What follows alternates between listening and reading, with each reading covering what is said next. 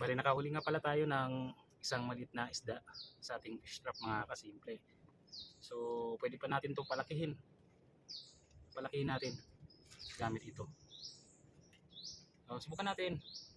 Gawin nating pamain para baka bukas makahuli tayo ng medyo malaki-laki.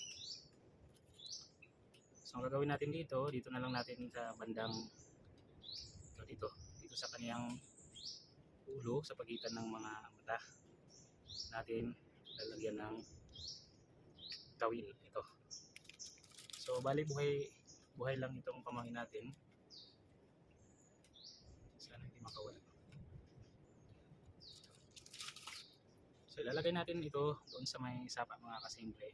At abangan na lang natin bukas kung makahuli tayo ng malaki-laking isda dito. Bali dito nga pala mga kasimple, dito sa portion na ito ay medyo malalim. So, dito natin ilalagay itong ating tawil. Sana ay makahuli tayo bukas. At meron nga pala tayong nilagay dyan na bubo fish trap. Tingnan natin mamaya kung may nahuli tayong alimango. 1, 2, 3.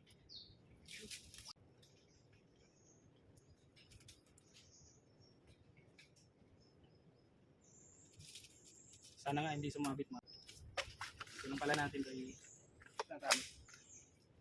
Mga kasimple. Dito lang. So okay na yan. Baka na lang natin bukas.